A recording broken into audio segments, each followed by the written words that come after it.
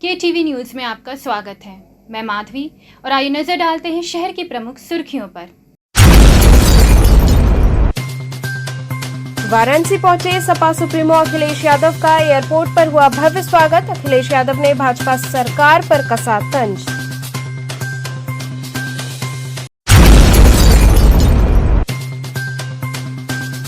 कोलकाता में महिला चिकित्सक के साथ हुई विभत्स घटना के विरोध में BHU से निकला कैंडल मार्च, हुई राष्ट्रव्यापी हड़ताल।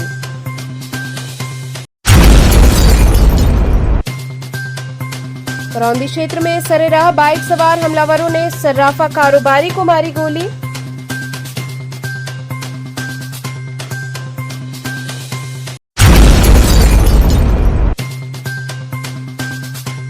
और सेंट केसी मेमोरियल इंग्लिश स्कूल व SBS सेंट्रल कॉलेज में मना रक्षाबंधन पर्व व सावन महोत्सव। अब खबरें विस्तार से। वाराणसी पहुंचे सपा सुप्रीमो अखिलेश यादव का एयरपोर्ट पर स्वागत हुआ। वहीं अखिलेश यादव ने भाजपा सरकार पर तंज कसा। समाजवादी पार्टी के राष्ट्रीय अध्यक्ष अखिलेश यादव एक दिवसीय दौरे पर शनिवार को वाराणसी पहुंचे। एयरपोर्ट पर सपा कार्यकर्ताओं ने राष्ट्रीय अध्यक्ष का भव्य स्वागत किया। पूर्व CM सड़क मार्ग से आजमगढ़ के लालगंज रवाना हो गए, जहां एक प्राइवेट अस्पताल का उद्घाटन करेंगे। एयरपोर्ट के बाहर सपा सुप्रीमो अखिलेश यादव ने 69,000 शिक्षक भर्ती पर कोर्ट के फैसले की सराहना की और कहा कि 69,000 शिक्षक भर्ती पर आदेश के लिए कोर्ट का धन्यवाद देता हूं। 69,000 शिक्षकों की भर्ती रद्द होना बड़ी जीत है। निर्णय साफ है कि सरकार को भी अधिकारों को नहीं छीनना चाहिए। ये अधिकार संविधान से मिला है। उन्होंने कहा, पिछले 3 महीनों में पिछड़ों ने जो संघर्ष किया वो कामयाब होगा। यूपी में उपचुनाव में जनता PDA को जिताएगी। पार्टी ऐतिहासिक जीत हासिल करेगी। इस चुनाव में इंडिया गठबंधन की बड़ी जीत होगी। उन्होंने यूपी की कानून व्यवस्था पर भी कई सवाल खड़े किए।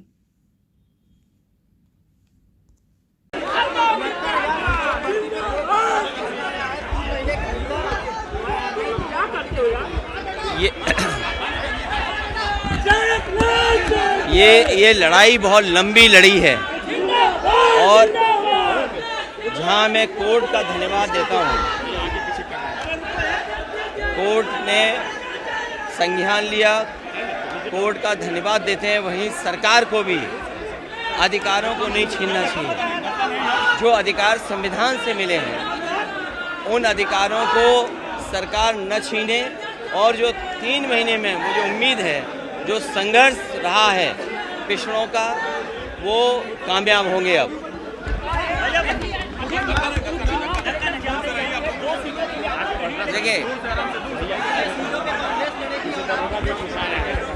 देखिए उपचुनाव जनता PDA को जिताएगी।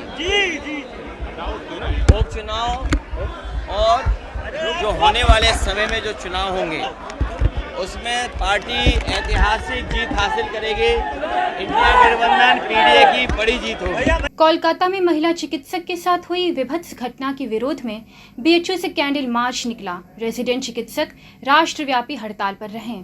कोलकाता में स्नातकोत्तर प्रशिक्षु डॉक्टर के साथ हुए जघन्य अपराध के खिलाफ BHU रेजिडेंटों ने कैंडल मार्च निकाला। जघन्य अपराध और जांच को लेकर सरकारी अधिकारियों के दयनीय रवैये के खिलाफ दिन रात विरोध प्रदर्शन जारी है।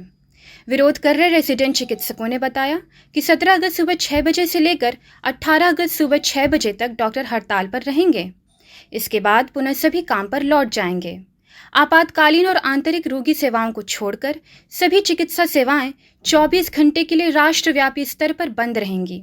इस दौरान उन्होंने कहा कि अगर सरकार कोई ठोस समाधान नहीं निकालती है तब हमें और तीव्र आंदोलन के लिए बाध्य होना पड़ेगा। यौन उत्पीड़न और हत्या के विरोध में IMA की ओर से देशव्यापी हड़ताल आज से 24 घंटे के लिए शुरू किया गया है। इस दौरान सभी डॉक्टर हड़ताल पर रहें।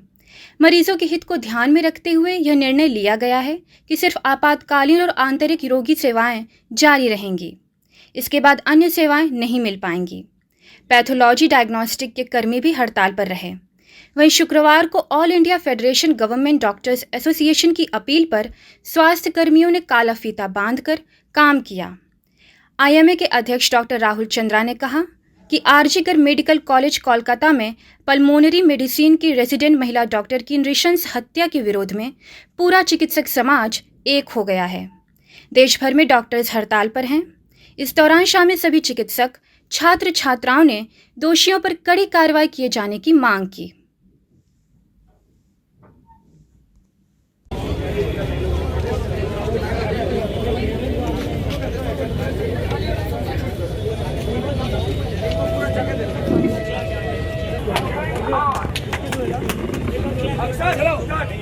ये स्टार्ट करेगा अक्षय बता कहाँ है अच्छा ये लेके बोल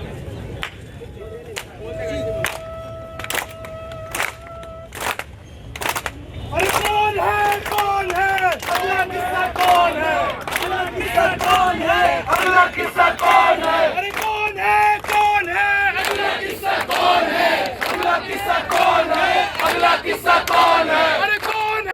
जो क्रूरता का व्यवहार इस बच्ची आरजीकर मेडिकल कॉलेज की JR2 रेजिडेंट जो कि 36 घंटे से काम कर रही थी, रेस्ट लेने गई थी, वो भी कहाँ, आधी रात रोड पे नहीं, अपने ही अस्पताल के सेमिनार में। तो वहां पे इस तरीके की हरकत होना पूरे देश के लिए बहुत बड़ी शर्मिंदगी की चीज है। कुछ नहीं, कम से कम अपने हॉस्पिटल में तो सेफ्टी चाहिए हमें। हम डरे हुए हैं जो भी हुआ उस बच्चे के साथ।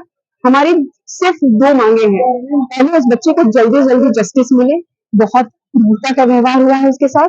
दूसरा, जहां भी कोई भी डॉक्टर अगर इतना निश्चल भाव से 36-48 घंटे मरीजों की सेवा कर रहा है तो उसको सेफ्टी देना कि अगर हम मांग करें तो बहुत हमारा प्राइम राइट्स है। हम बहुत बड़ी चीज हम नहीं मांग कर रहे हैं।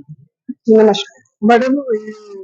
फिर उसके बाद भी जो है कुछ ऐसा हुई है, कुछ तो हुआ, उससे आप क्या उसके लिए तो सरकार है उसको मिटाने की कोशिश की गई है। ऐसा नहीं होना चाहिए था। जस्टिस डिले करने के लिए ये सब चीजें हुई हैं और जस्टिस डिले नहीं होनी चाहिए। जल्द से जल्द उस बच्चे को जस्टिस मिलना चाहिए। वेस्ट बंगाल की प्रशासन क्या करती है? 1000 से 2000 लोग कैंपस में घुस के तोड़ की कैमरे जो है तोड़े हैं और सारा कुछ तोड़ करती है, उसके बहुत शर्मिंदगी की बात हुई है और इसके लिए सरकार को जल्दी जल्दी जस्टिस देना चाहिए। आज ये जो रैली है, ये जो गुस्सा भर रहा था सालों से लोगों के मन में, हर रोज ये रैली एक ऐसे घटना, दर्दनाक घटना के लिए है कि एक रेजिडेंट डॉक्टर जो कि आरजीकर में रेजिडेंट डॉक्टर की हमारी जगह सर्विस देती थी, 36, 38, 40, 48 करीब तो 72 घंटे तक सर्विस देती थी। उस दिन भी हर बार की तरह वो 36 घंटे सर्विस दे करके वो अपने कमरे में जा रही थी। 9 बजे नहीं, जैसे कि और पब्लिक जाती है, वो रात के 3 बजे जा रही थी और सुबह में उसकी लाश मिलती है। लाश कितने बजे मिलती है? सुबह 10 बजे मिलती है। और फिर पहले उसको सुसाइड करा करने की कोशिश करती है, उसको पहले डराती है और इसको जो है इसके माँ बाप को जो है, इसके पिता को इसको अपनी बेटी को नग्न अवस्था में देखना पड़ता है। लहू लुहान उसके आंखें नोच लिए गए थे और इतनी बुरी हालत में देखने के बाद अथॉरिटीज इतनी बेशरम रही कि चीजों को दबाने का कोशिश करती रही। वो FIR तक दर्ज नहीं करने लगी। FIR दर्ज करने में रिलक्टेंट होने के बाद लोग आंदोलन किए, वो FIR दर्ज की। FIR दर्ज करने के बाद बार बार जो है जस्टिस उसको जो है सुसाइड करार दिया गया। बार बार उसको बोला गया कि वो आत्महत्या की है। फिर उसके माँ बाप जो है लगातार लड़ते रहे और डॉक्टरों के साथ। कुछ समय बाद जो है पोस्टमार्टम के लिए पोस्टमार्टम नहीं कराने गए। कराने के बाद पता चलता है कि उसके शरीर में, उसके योनि में 150 ml से ग्राम से भी ज्यादा जो है स्पर्म मिले। एक नॉर्मल आदमी 2 से 5 ml तक स्पर्म प्रोड्यूस करता है। आप समझ सकते हैं कितनी बेदर्दी से उसके साथ बलात्कार किया गया था। उसको तब तक उसका रेप किया गया जब तक उसका पेल्विक गर्दन नहीं टूट गया। और ऐसा ही घटना और कई बार हुआ है इसी कॉलेज में।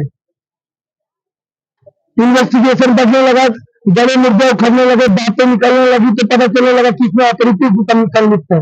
वहां के प्रिंसिपल लगातार जो है उसके लड़की के बारे में बुरा बयान देते गए कि लड़की तो बेपरवाह थी, जो रात में गई। कहाँ गई? वो क्या सिनेमा हॉल देखने गई? वह उसी हॉस्पिटल प्रेमिसेस सर्विस दे रही थी, उसी हॉस्पिटल प्रेमिसेस में क्या उसे 2 मिनट आराम करने का फुर्सत अगर वो ले रही है तो वो क्या गलत है? उसके बाद जो चीजें बद से बदतर होती गई तो 8 तारीख को जो घटना रात में हुई, ये पानी सर से ऊपर जाने लगा। लोग अथॉरिटीज नहीं सुनने लगी। 12 तारीख को जो है पानी सर से पूरा ऊपर चला गया 13 तारीख को पूरे इंडिया में जो है स्ट्राइक घोषित कर दिया गया। हम भी इसी तरह जले थे और हर रोज जलते हैं। हर रोज किसी न किसी बहन बेटी, किसी न किसी डॉक्टर को छेड़ दिया जाता है। अभी इस स्ट्राइक के दौरान 3 ऐसे किस्से हो गए जिसे महिला डॉक्टर को छेड़ा गया। आप सोच सकते हैं आम दिन में क्या होता होगा। उसके बाद भी जो है अथॉरिटी जो है हम लोग ये जब इतना बढ़ गया, जब इतना जो अत्याचार बढ़ गया, जब अति हो गया, तो सब लोगों को रोड पे उतरना पड़ गया। हम रेजिडेंट डॉक्टर्स 13 तारीख से लगातार non emergency services elective ओपीज ward APD से बहिष्कार किए काम करने से। हमारे जो फैकल्टी मेंबर्स के प्रोफेसर थे वो काम करते रह गए। उनको फर्क नहीं पड़ा कि एक महिला डॉक्टर, अरे डॉक्टर छोड़िए तो वो तो महिला थी, उसके साथ उसको वर्क प्लेस में रेप हो गया और बुरी तरह दर्दनाक रेप हो गया। निर्दोष जो हत्याकांड हुआ था उससे भी बुरी तरह रेप हुआ। लेकिन ये अपने जो है सीट गर्म करते रह गए अपने चेंबर में बैठ करके। हमारे निदेशक से लेकर के हमारे जितने भी प्रॉक्टर है सब लोग बैठे रह गए, उन्होंने कुछ नहीं किया इसके लिए। हम लगातार बोलते रह गए कि आप जो है मांग कीजिए, हमारे से बैठिए, हमारी बहन को न्याय दिलाइए। इसी बीच जो है 14 तारीख को एक और न्यूज आ जाती है कि हमारे में से एक नर्सेस को उत्तराखंड में जो है बुरी तरह रेप करके मार दिया जाता है, बलात्कार करके मार दिया जाता है। ये खबरें सुन करके ना कोई अगर इंसान होगा ना तो उसकी आंखें दबा जाएंगी। जिस तरह से ये चीजें हुई हैं, ये आम लोगों तक पहुंचना चाहिए कि अगर कोई डॉक्टर घंटे भूखे रहकर बिना सोए रहकर आपको सर्विस दे रहा है तो आपका भी उसके लिए कुछ कर्तव्य है। बदले में आपने क्या किया? अब दिन चुपचाप बैठे रहे, अपने तनिक हिम्मत नहीं जुटाई कि व्हाट्सएप में स्टेटस डाल दे। अपने दिमाग में क्या क्या?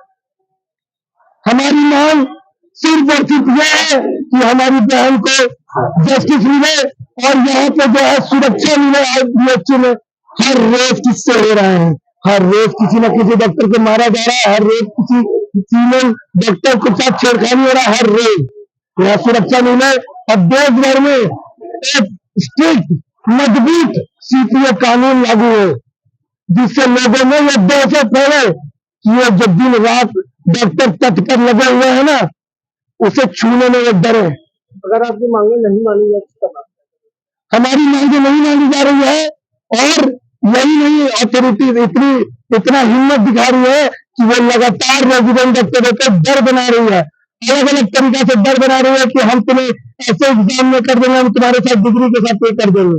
डर बना रही है। लेकिन आप ध्यान रखिए, ये जन सलाम है, ये इस बात का प्रतीक है कि अथॉरिटीज कुछ भी कर रहे, हम झुकने वाले नहीं है। और अगर अथॉरिटीज इसी तरह से हमें दबाती रहेंगी और हमारी बातों को अनसुना करती रहेंगी और अपना डर बनाती रहेंगी तो ये हड़ताल और आगे बढ़ेगी और हम मजबूर हो जाएंगे कि इमरजेंसी सेवाओं से भी बाधित करने को। यही नहीं, देश के 4 राज्यों में और विभिन्न जगहों में कई कॉलेजों में इमरजेंसी सेवाएं भी बंद कर दी गई है। हम नहीं चाह रहे हैं बंद हो, इसकी वजह से दिन रात दूसरे सेवा पे लड़ रहे हैं। हम चाहते हैं देशव्यापी आंदोलन करेंगे, हम देशव्यापी आंदोलन चल रहा है और इस आंदोलन में हम नहीं चाहते हैं कि इमरजेंसी सेवाएं बीएचयू में बंद हो, इसे लगातार लड़ रहे हैं। हम चाहते हैं कि आम पब्लिक जाकर अथॉरिटी से बात करे कि क्यों हमारी मांगें पूरी नहीं की जा रही है। हमें अच्छा नहीं लग रहा है कि इस तरह लोग परेशान हो रहे हैं, लेकिन हम कब तक बलात्कार कराते रहेंगे। करौंदी क्षेत्र में सरेराह बाइक सवार हमलावरों ने सराफा कारोबारी को गोली मार दी। वाराणसी में चितईपुर थाना के करौंदी इलाके में शुक्रवार रात बाइक सवार हमलावरों ने सराफा कारोबारी को गोली मार दी। सरेराह हमलावरों ने 3 राउंड फायरिंग की, जिसमें गोली युवक के बाएं हाथ में लगी। गोली लगते ही युवक छटपटाकर गिर पड़ा और चीखने चिल्लाने लगा। भीड़ को अपनी ओर आता देखकर हमलावर मौके से फरार हो गए। सूचना पाकर चितईपुर पुलिस मौके पर पहुंची और युवक को आनन फानन में अस्पताल ले जाया गया। प्राथमिक उपचार के बाद चिकित्सक गोली निकालने की तैयारी में जुटे। कारोबारी को गोली मारने की वारदात के बाद पुलिस फरार हमलावरों की तलाश में जुटी है। जिसके लिए घटनास्थल के आसपास के सभी सीसीटीवी कैमरे खंगाले जा रहे हैं। वहीं पुलिस ने आसपास के लोगों से भी पूछताछ की है। लंका थाना क्षेत्र के नारायणपुर डाफी निवासी मनोज कुमार सर्राफ की करमन वीर तिराहे पर सोने की दुकान है। शुक्रवार रात वह बटुक भैरव मंदिर में दर्शन करने जा रहा था। वह घर से लोअर टी शर्ट पहनकर पैदल ही मंदिर की ओर निकला था। इसी दौरान बाइक सवार 3 हमलावरों ने उसे रोक लिया। पहले मनोज की उनसे कहासुनी हुई। इसी बीच एक हमलावर ने तमंचा निकालकर फायर कर दिया। हमलावरों ने 3 राउंड फायरिंग की, जिसमें एक गोली मनोज के बाएं हाथ में लगी।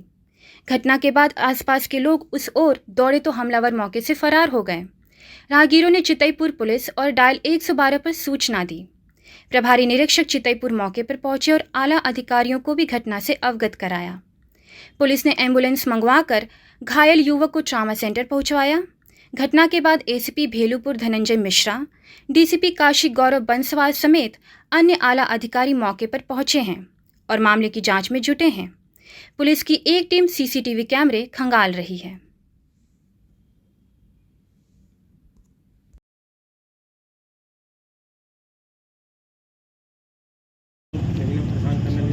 सर क्या घटना हुई है यहाँ पे? ये थाना चितईपुर में एक फायरिंग की सूचना लगभग 10 बजे के करीब हमें प्राप्त हुई थी। उसमें तत्काल मौके पर पहुंच करके एसीपी और मेरे द्वारा यहाँ पे निरीक्षण किया गया।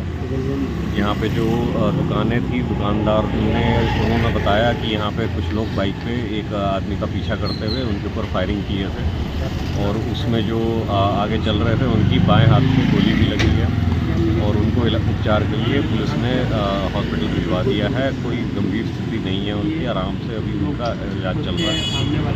और यहाँ पे जो हम लोगों ने मौके का निरीक्षण किया है तो उसमें कुछ खाली खोखा और वो बरामद हुए हैं, जिससे पता चलता है कि यहाँ पे फायरिंग हुई थी। अच्छा सर, कितना खोखा बरामद हुआ? अभी तक एक ही खोखा मिला है। अभी यहाँ पे और छानबीन कर रहे हैं हम लोग कहाँ फायरिंग हुई है। तो यहाँ 2 से 3 राउंड जो है चश्मदीद बता रहे हैं, यहाँ पे 2 से 3 राउंड की फायरिंग हुई है।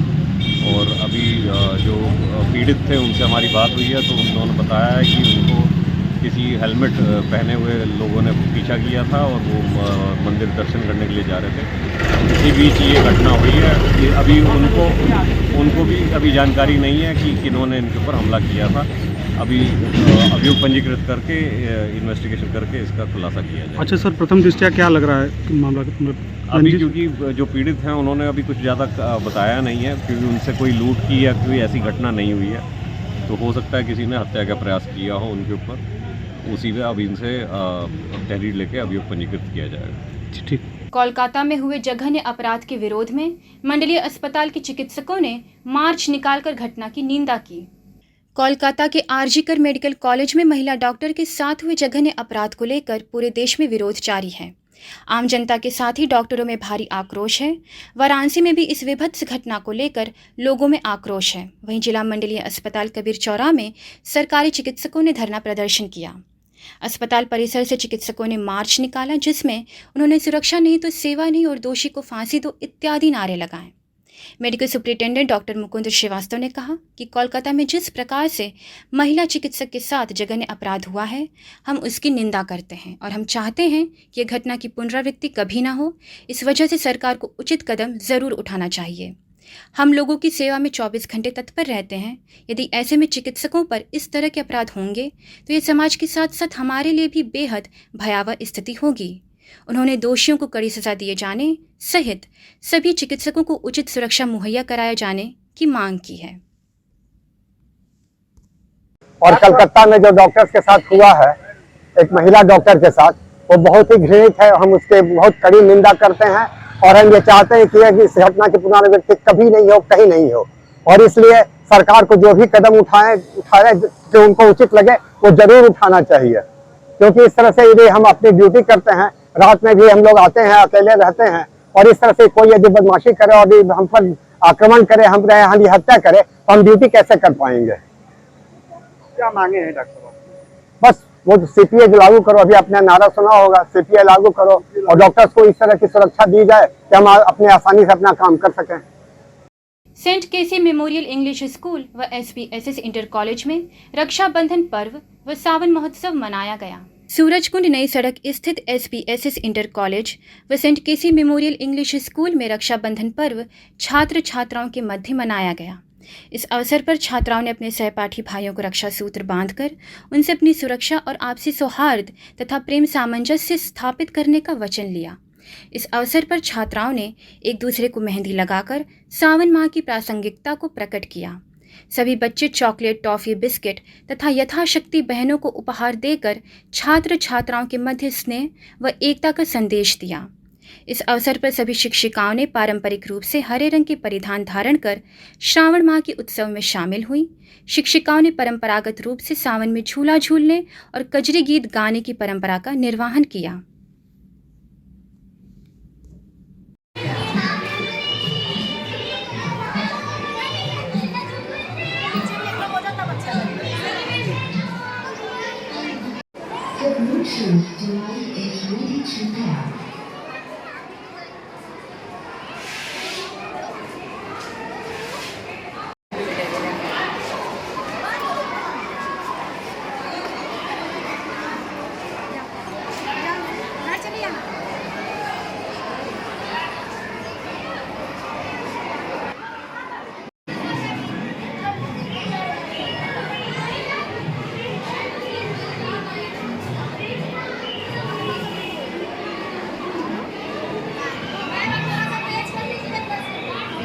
मैडम, किस तरह का समारोह आज विद्यालय में मनाया गया? रक्षाबंधन के पर्व पर हमारे विद्यालय में लड़कियों ने अच्छी अपने हाथ से राखियां बनाई और अपने भाइयों की कलाइयों को बांधी और उनकी उन्नति की, उनकी स्वास्थ्य की कल्पना की। क्या संदेश देती है इस कार्यक्रम के माध्यम से? मतलब भाइयों को अपनी बहनों की रक्षा करनी चाहिए और बहनों को अपने भाइयों का विशेष ध्यान रखना चाहिए। ये किस तरह का आज पर्व मनाया जा रहा है विद्यालय में? आज रक्षाबंधन पर्व तो ये विशेष रूप से ब्राह्मणों का पर्व है, लेकिन हमारे विद्यालय में यह पर्व एक भाई बहन की एकता के लिए मनाया जा रहा है। और भाई बहनें जो है भाई की कलाई पे राखी बांधकर उनके रक्षा का व्रत लेती हैं और भाई लोग भी अपनी बहन की रक्षा करने का संकल्प और प्रण जो है इस त्योहार के रक्षा सूत्र के द्वारा देते हैं। और यह रक्षा सूत्र ही नहीं है, भाई बहन के आपसी प्रेम और सौहार्द का भी त्योहार है। तो यहाँ रुकते हैं छोटे से ब्रेक के लिए। आप बने रहिए KTV न्यूज के साथ।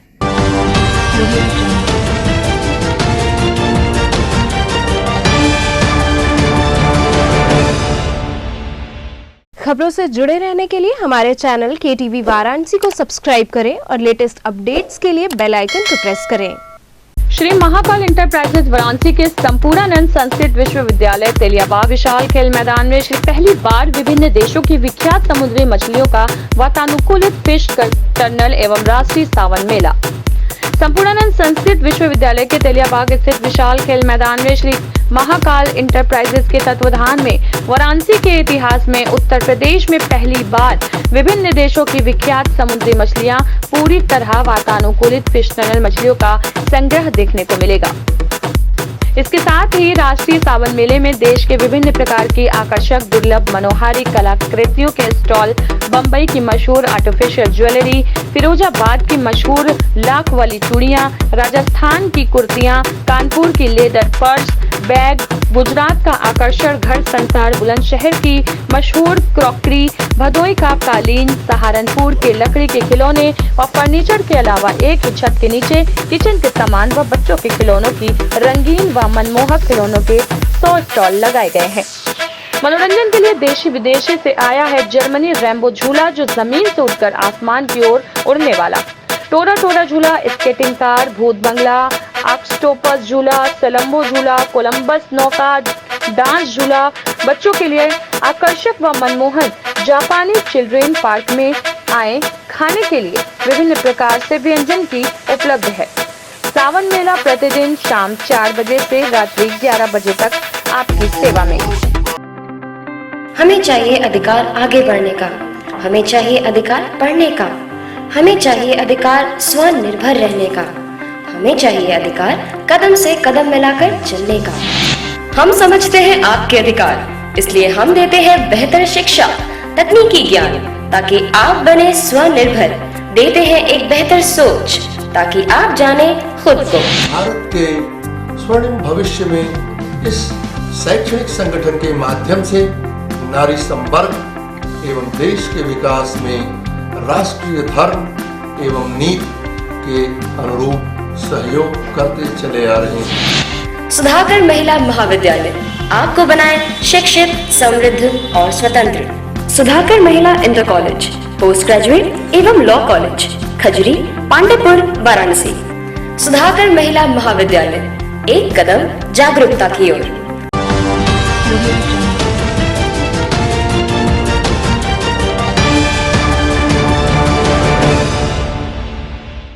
ब्रेक के बाद आपका स्वागत है। नवनीता कुंवर पब्लिक स्कूल में रक्षाबंधन पर्व उल्लासपूर्वक मनाया गया। सुसुवाही स्थित नवनीता कुंवर पब्लिक स्कूल के परिसर में रक्षाबंधन समारोह का भव्य आयोजन किया गया। कार्यक्रम का शुभारंभ विद्यालय के प्रबंधक राजेश कुमार राय, उपाध्यक्ष प्रवीण राय, प्रधानाचार्य डॉक्टर दिवाकर राय तथा समन्वयक A.K. वर्मा के कर कमलों द्वारा मां सरस्वती के चित्र पर माल्यार्पण कर उनकी वंदना करते हुए दीप प्रज्वलन व पुष्प अर्पण के साथ हुआ। इस अवसर पर प्रधानाचार्य डॉक्टर दिवाकर राय रक्षाबंधन के पर्व पर सभी लोगों को शुभकामनाएं देते हुए इस पर्व की व्यापकता तथा महत्व को आलोकित किया। तत्पश्चात बच्चों ने आपस में रक्षा सूत्र बांधकर भाई बहन के इस पर्व को प्रेम और सौहार्द पूर्वक मनाया। छात्र छात्राओं ने इस रक्षाबंधन के शुभ पर्व पर अपने विचारों को वहां मौजूद गणमान्य लोगों के समक्ष प्रस्तुत किया। छात्र छात्राओं ने समूह नृत्य प्रस्तुत कर सबका मन मोह लिया। कार्यक्रम का समापन जूनियर विभाग समन्वयक असीम घोषाल के धन्यवाद ज्ञापन के साथ हुआ। कार्यक्रम का संचालन छात्रा नैना तथा सोनाक्षी ने किया।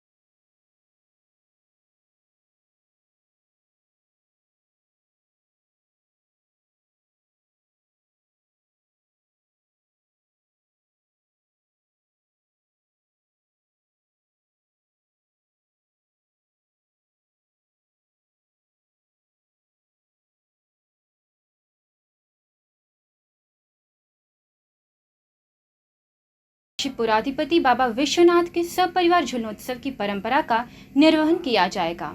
श्री काशी विश्वनाथ मंदिर में टेढ़ी महंत आवास से जुड़ी सभी वार्षिक लोक परंपराएं पूर्व की तरह चलती रहेंगी।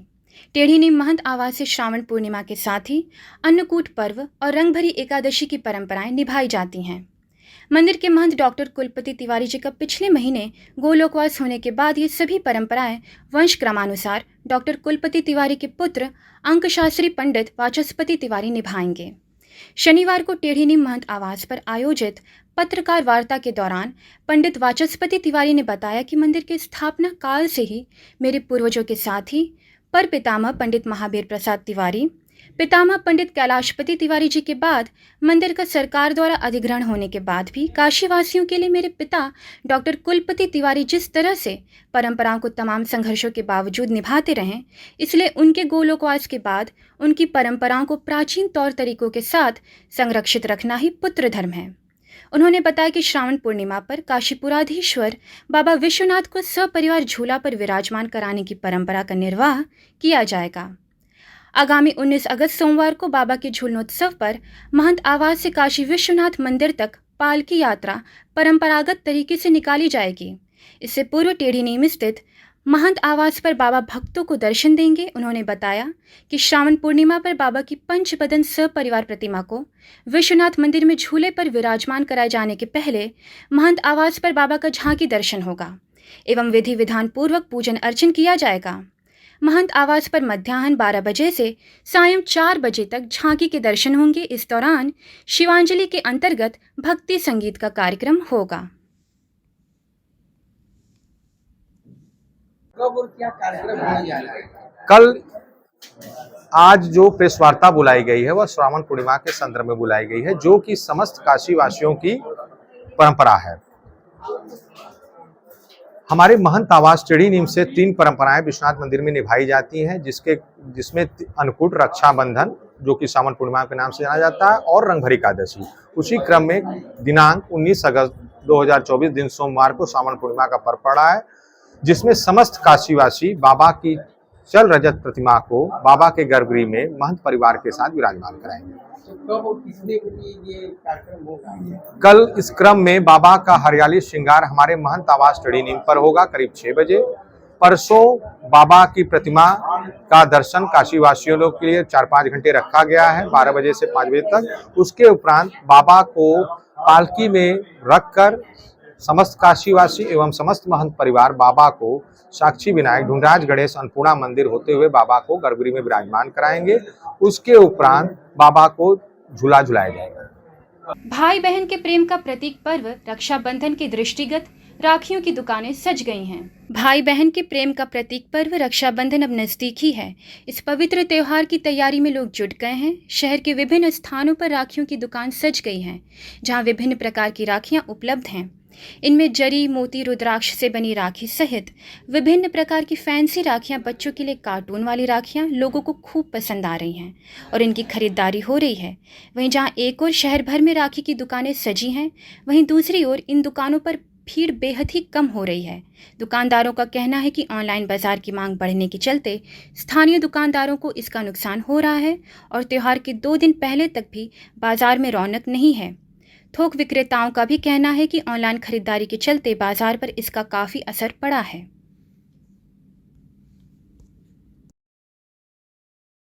क्या है इस तरह की बिक्री चल रही है? स्टोन की राखी की ज्यादा डिमांड है राजकोट की। पहले हमारे यहाँ दिल्ली और कलकत्ता की मांग ज्यादा रहती थी, बनारसी राखी की मांग ज्यादा रहती थी। स्टोन राखी ज्यादा लोग यूज कर रहे हैं, पसंद कर रहे हैं। हमारे बिहार के, झारखंड वाले जितने भी व्यापारी हैं लूज ले आके घर पर पैकिंग कर रहे हैं, उनको 2 पैसा बच रहा है और स्टोन की राखी ज्यादा खपत हो रही है। किस तरह की राखी रखते हैं आप? जैसे जरी वाली, जरी है और राजकोट स्टोन है और बूटी में है और लुम्बा है। राजकोट की ये आपकी लुम्बा आती है भाभी और जो बांधती हैं, और डोरी है, दिल्ली की डोरी है, स्टोन मोती की है, चाइना की मोती लगा के जो है दिल्ली के कारीगर बनाते हैं, पूरे हिंदुस्तान में बेचते हैं। और यहाँ पर तो बहुत रेंज की है, स्टोन की है, राखियाँ हैं। कितने तक की राखियाँ लगभग आपके यहाँ? हम लोग के यहाँ ज्यादा करके बाहर के कस्टमर आते हैं, आउट एरिया कस्टमर आते हैं। 12 रुपए दाम से लेके 144 रुपए दाम तक की ज्यादा मांग होती है। जो 1 रुपए क्वालिटी जो ले आके वो 5 रुपए की, 4 रुपए, 6 रुपए बेचते हैं और 24 रुपए दर्जन है, तो जाहिर की बात है रिटेल लगाएंगे तो उनको जो है 10 रुपए, 8 रुपया बेचेंगे। तो ज्यादा मांग हम लोग की होती है 12 रुपए दाम से लेके 120 रुपए दर्जन तक है। और जो सिटी के लोग होते हैं वो ज्यादा 216, 240, 312 रुपए दर्जन का जो है इसको लेके जाते हैं। अगर भी बात की जाए ऑनलाइन की, तो इससे क्या प्रभाव पड़ा है? क्या दुकानदारी? बहुत फर्क पड़ा है। क्या ऑनलाइन में क्या है कि ऑनलाइन में जिसको 2 पीस आता है वो ऑनलाइन का अपना यूज मैसेज कर देता है, पहुंच जाती है। आने वाले दिन में देख रहे हैं कि ऑनलाइन ही हम लोग को भी करना पड़ेगा। जो बिजनेस देख रहे हैं दिन का दिन पर जो है हर कस्टमर भी अब जो बाहर के कस्टमर आते थे अब डायरेक्ट जो है जाने लगे हैं, बाहर जाने लगे हैं। सरकार ने इतना ज्यादा लोग खरीदारी कर रहे हैं। हाँ, ऑनलाइन से खरीदारी ज्यादा कर रहे हैं। और फैंसी राखी छोटे में आजकल जो है लोग अब छोटी राखी पसंद करते हैं, ज्यादा भब्बर जैसे मोती वाली राखियां हैं और ये आपकी बड़े बड़े जो आते थे फोम वाले हैं, ये सब एकदम ओल्ड हो गया, अब कोई यूज नहीं करता है। ज्यादा करके लोग अब वो गुलाब की पंखियां वाली राखी जो है ऑर्डिनरी ऑर्डर दे के पसंद कर रहे हैं, फैंसी राखी। और जो आता है भाई बहन का जो फोटो वाला राखियां चली आजकल लक्का उक्का पर बन रही हैं, वो सब ज्यादा चल रही है। ये भाई बहन का प्यार है, रक्षा सूत्र है, जो रामल की बहन सुमंता ने अपने अपने भाई को राखी बांधी थी उनके रक्षा के लिए, जो पूरा नहीं कर पाए। भद्रा के समय उन्होंने राखी बांधा था, इसलिए जो है भद्रा समय राखी हम लोग नहीं बांधते हैं। और ये भाई बहन का प्यार अटूट बंधन है, जो भाई अपने बहन का रक्षा करने के लिए बंधन बांधता है। किस तरह का आप रेंज रखते हैं ये? हमारे पास फैंसी भी है, कम दाम से भी है।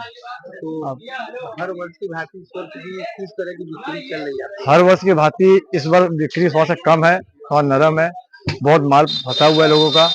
जो हिसाब से बाजार सोचा गया था उससे बाजार नहीं था। कारण क्या है इस तरह? कारण महंगाई और थोड़ा सा लोगों को ऑनलाइन में भी असुविधा का परेशानी हो रही है। किस तरह का ज्यादा लोग राखी पसंद कर रहे हैं? बस 2 रुपया, 4 रुपया, 1 रुपया, 5 रुपया तक स्टोन मांग रहे हैं, कुंदन मांग रहे हैं, डिजाइन अच्छे से अच्छा डिजाइन मांग रहे हैं, लेकिन बजट नहीं दे पा रहे हैं। वो 2 रुपए में स्टोन मिल जाए, कुंदन मिल जाए, ऐसा नहीं ना होगा। होलसेल में हम आपको 2 रुपए में कुंदन मिलेगी, छोटा रहेगा बड़ा नहीं रहेगा। सब राखी देखिए, सब मेटल की राखी देखिए। अभी मेटल की राखी, अभी आप ज्वेलरी में जाएंगे एक मेटल को कब से लेंगे, कान का लेंगे तो 15 से 20 रुपया पड़ेगा, लेकिन ये पूरी राखी आपको 10 रुपया पड़ रही है। होलसेल मार्केट, होलसेल मार्केट तो मतलब कि रक्षाबंधन है तो बिक्री तो हो रहा है। बिक्री तो होगा, लेकिन थोड़ा कम बेसी। जहाँ पे लोग 10,000 का माल, 55,000 का माल ले जाते रहे, 33,000 का माल ले जाते रहे, अब 1000 रुपया, 500 रुपया में, 800 रुपया में भूल जा रहे हैं। इतना माल ला के रखे, पता किसके लिए लाए हैं। Kolkata rape and murder case में सरकार की भूमिका से नाराज लोगों ने बंगाल की मुख्यमंत्री ममता बनर्जी का पुतला फूंका। वाराणसी में बंगाल की मुख्यमंत्री ममता बनर्जी का पुतला दहन हुआ। पुतला दहन का नेतृत्व कर रहे भाजपा नेता और अधिवक्ता दीपक सिंह राजवीर ने कहा कि कोलकाता के आरजी कर मेडिकल कॉलेज एंड हॉस्पिटल में 31 साल की पोस्ट ग्रेजुएट ट्रेनी डॉक्टर का रेप और मर्डर हुआ, जिसने पूरे देश को पुनः निर्भया कांड के दर्द में झोंक दिया। जहां एक तरफ डॉक्टर कोरोना में देश भर में अपनी जान दांव पर लगाकर बिना अपने परिवार की चिंता किए लोगों के लिए वॉरियर के रूप में लड़े, वहीं दूसरी तरफ खुद को बंगाल की दीदी के रूप में स्वघोषित कर चुकी ममता बनर्जी के बंगाल में एक महिला डॉक्टर की हड्डियों को तोड़कर बलात्कार किया गया।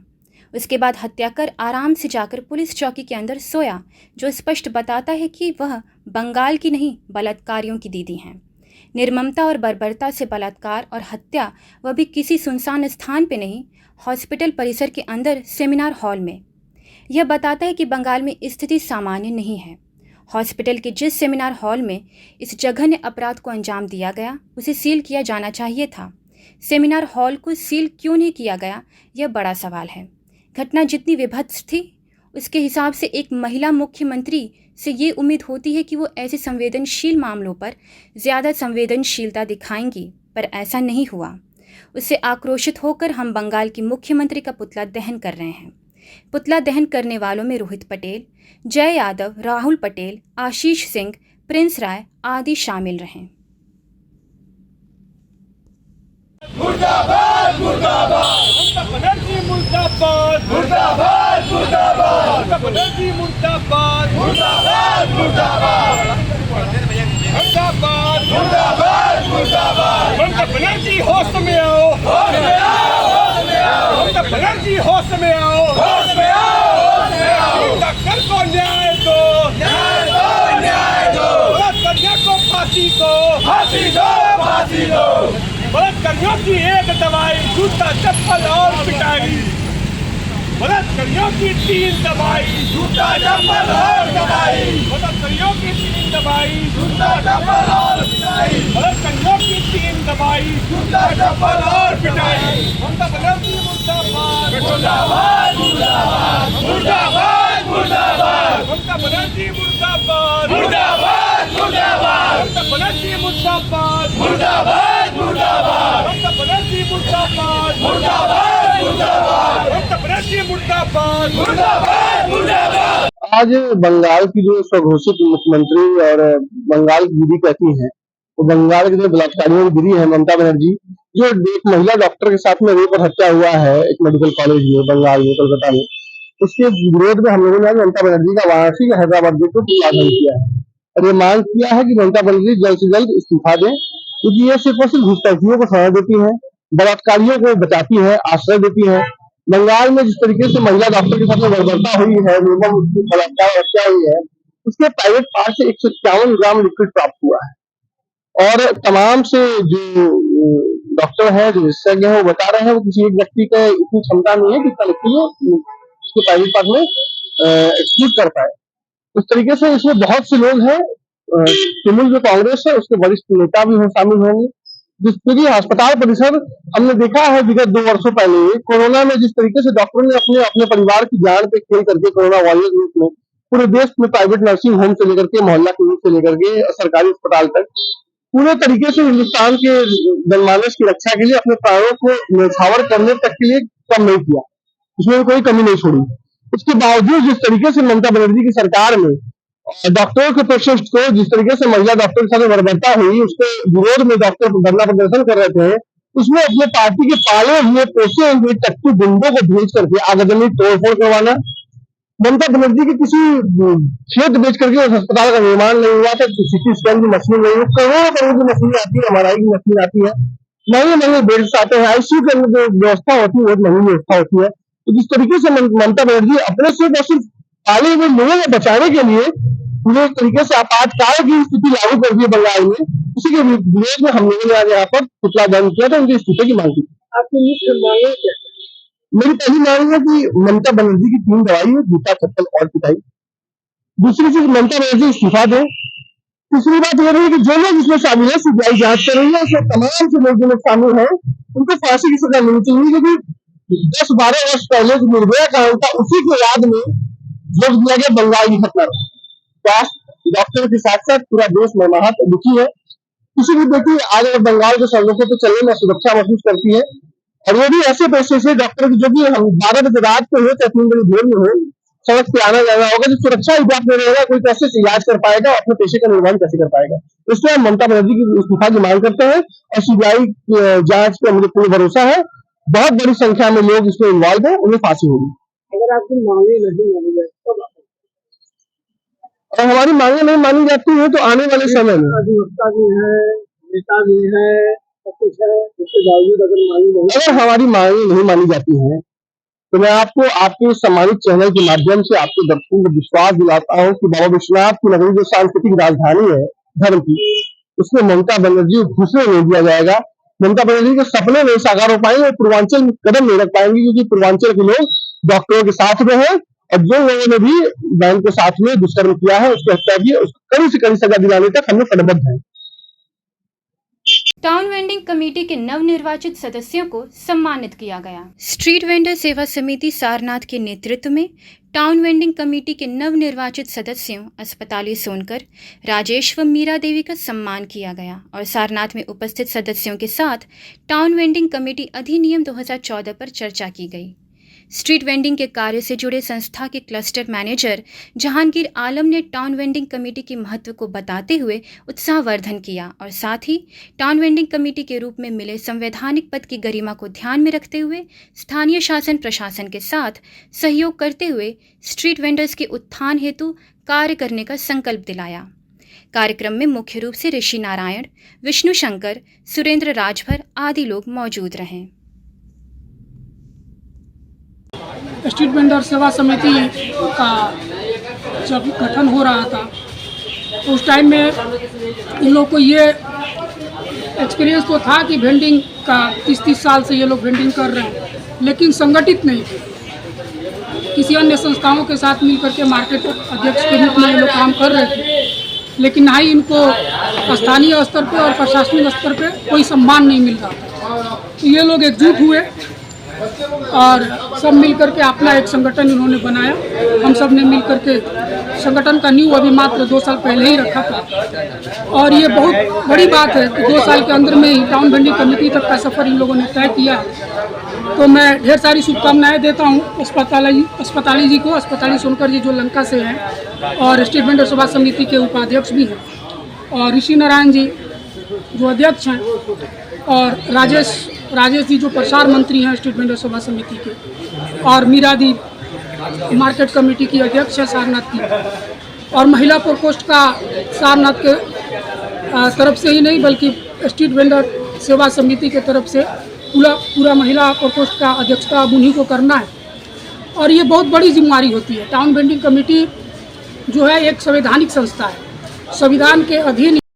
क्या है आज यहाँ जो कार्यक्रम हुआ है, कल हमारा 16 तारीख को टाउन वेंडिंग कमेटी का चयन हुआ है और नगर निगम में डूडा विभाग परियोजना अधिकारी के समक्ष, और हम लोगों का जो भी चयन हुआ है बहुत ही अच्छा से हुआ है और लॉटरी सिस्टम से की गई है और लॉटरी सिस्टम में कोई गड़बड़ी नहीं पाई गई। आज मैं वहाँ पर 9 आवेदन किया था और अन्य संस्थाओं ने कोई 16 किया था, कोई 15 किया था, मगर मैं अपने यहाँ से 9 आवेदन किया था, जिसमें एकमात्र महिला थी जिसका नाम था मीरा देवी। वो हमारे यहाँ जो है कि बहुत ही एक प्रमुख हमारे लिए जो है कि एक सीट निकल करके आई है, जो है कि मीरा देवी का मैं बहुत खुश हूँ। और मैं तो यही चाहूँगा कि जो टाउन वेंडिंग कमेटी का अधिनियम सरकार ने बनाया है, सरकार के मातहत ही काम करना है, तो सरकार जो भी निर्णय ले तो बिना टाउन वेंडिंग कमेटी का कोई भी निर्णय न ले। और हमारे यहाँ राजेश भी हैं, लंका से अस्पताली सोनकर जी भी हैं, ये हमारे जो भी है स्ट्रीट वेंडर सेवा समिति के अस्पताली सोनकर उत्तर प्रदेश के उपाध्यक्ष हैं, और हमारे राजेश जी हैं प्रसार मंत्री हैं जो भी, ये भी उत्तर प्रदेश से हैं। आज मैं यही कहना चाहूँगा कि आप लोगों को, दोनों लोगों को जो पद मिला है, मेरा तो एक पद ऐसा ही है कि मैं जो कि आप लोगों के साथ ही रहूँगा, परंतु एक जो आज यहाँ का वाराणसी के अंदर आज कई वर्षों बाद टाउन वेंडिंग कमेटी का चयन हुआ और टाउन वेंडिंग कमेटी आज हमें देखने को मिली है, वो लगभग 2008 में ही हम लोगों को देखने को मिली थी। तो मैं यही चाहूँगा कि 2008 के बाद अगर 2024 में अगर टाउन वेंडिंग कमेटी का गठन हुआ है तो इसको सरकार इस नियमों का पालन करे और टाउन वेंडिंग कमेटी के साथ बैठ करके अपना निर्णय ले। और मैं यही चाहूँगा कि हमारा और सरकार से हमेशा तालमेल अच्छा रहे, और मैं इसी तरह से ये चाहूँगा कि डूडा विभाग का भी सहयोग और नगर निगम का भी सहयोग हमेशा बना रहता है और हमेशा बना रहेगा, और स्ट्रीट वेंडर सेवा समिति भी उनके साथ मिलजुल करके। चलते चलते पुनः नजर डालते हैं शहर की प्रमुख सुर्खियों पर। वाराणसी पहुंचे सपा सुप्रीमो अखिलेश यादव का एयरपोर्ट पर हुआ भव्य स्वागत। अखिलेश यादव ने भाजपा सरकार पर कसा तंज।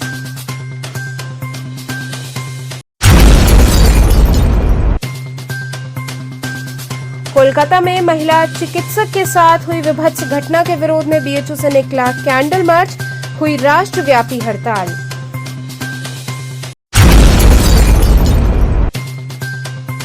करौंदी क्षेत्र में सरेराह बाइक सवार हमलावरों ने सर्राफा कारोबारी को मारी गोली।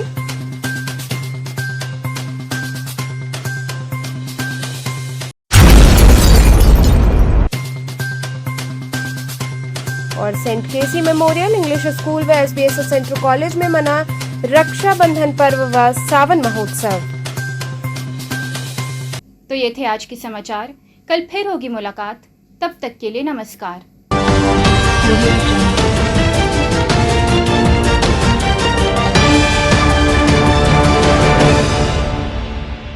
खबरों से जुड़े रहने के लिए हमारे चैनल KTV वाराणसी को सब्सक्राइब करें और लेटेस्ट अपडेट्स के लिए बेल आइकन को प्रेस करें।